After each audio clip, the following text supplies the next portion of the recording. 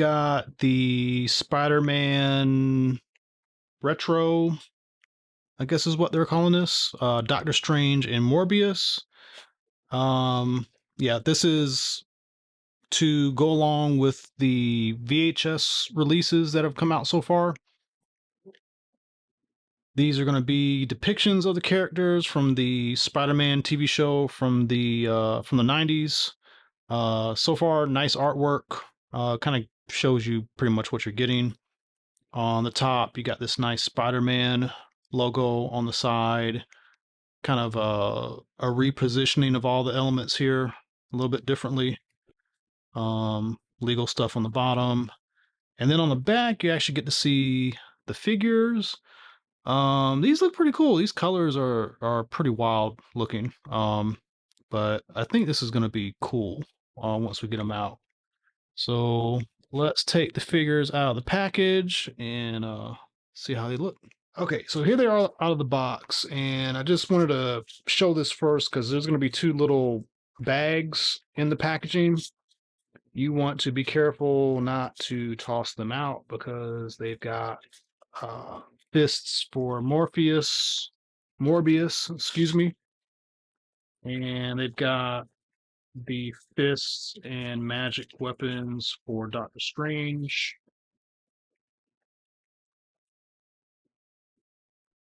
So be careful not to get rid of those.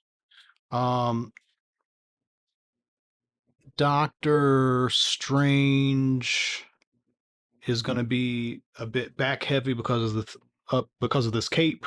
It is pretty thick and heavy. It looks really nice, but it is heavy. It is like almost half the weight of the figure here. I'm curious if putting these effects on him will help pull his body forward a little bit. And it's kind of hard to get his arms to extend out again because of the cape, because the cape is restricting his hands from moving forward. That actually does help with his balance a bit. The interesting thing is he is pinless. His arms are pinless. His knees are pinless. He is double jointed. I don't know what body this is, but it's a pretty muscular body. The cape can't come off. It seems like it's glued where the amulet is.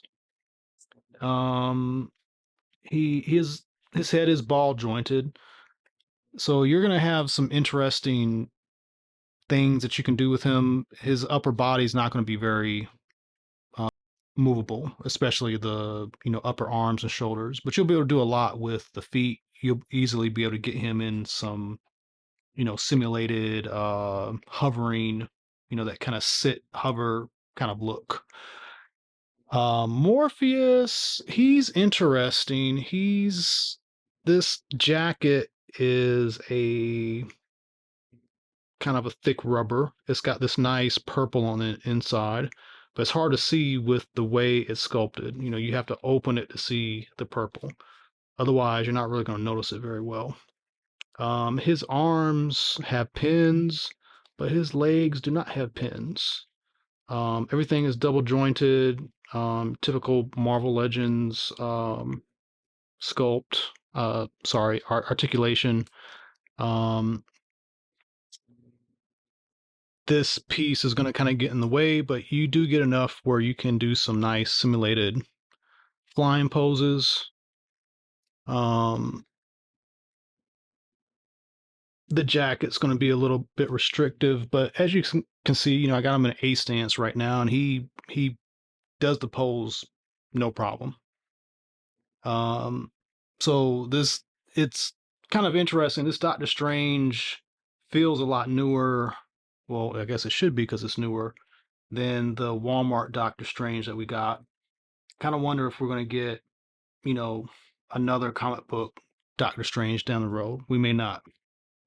And just to further compare, here he is with the move Morbius out the way.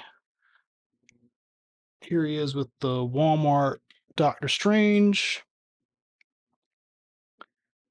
This guy will not stand on his own. As you see, I got to use a stand with him, and his legs are all gummy. Even with the stand, they haven't really moved back into shape yet. But these are definitely different figures altogether. Torsos are the same, and I guess the arms are the same too. I didn't realize this was pinless. His legs are not pinless though, but how this torso and ab is made, it's basically the same. Um, so there's those two guys, and new Morbius and last Morbius that came out. I think they're re-releasing him. I don't know if it's going to look exactly like this or how that's going to look. This one came out, I don't know, 4 or 5 years ago. Definitely different looks here, different styles. So it's kind of hard to really compare these two, but it's different. That's the main thing. It's good when there's something new out and it's not like just something old, slightly tweaked. This is really completely different look for him. Um, and then here we have a Ben Riley. Just to let's put Strange back in here.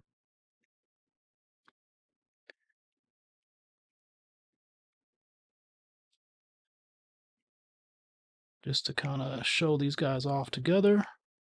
Looks pretty cool.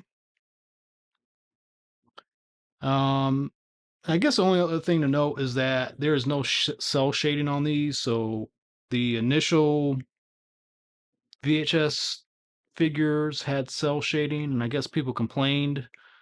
And I think the past couple releases have had no cell shading. So I'm kind of on the fence. I think it's kind of cool sometimes to have a cell shading. I'd prefer it not to have it, especially if it's a version of a figure that we haven't had before. So I appreciate that they did that. So that is the review. Let me know what you think. Um, this has been out for a little while. I'm just now getting a chance to review it, and I think this might still be available to purchase. So I know we got some more figures coming, some more animated Spider-Man figures coming. So if you don't have this, I would recommend picking it up. And now that we have these two, we definitely need a Ghost Rider from the cartoon. We definitely need a Blade from the cartoon because he looked very different from his other iterations. He actually had a more kind of late 70s, early 80s look in the cartoon. So yeah, we need a Spider-Man Blade now. Yeah, but again, let me know and thanks for watching. And tune in to more videos coming up. Thank you.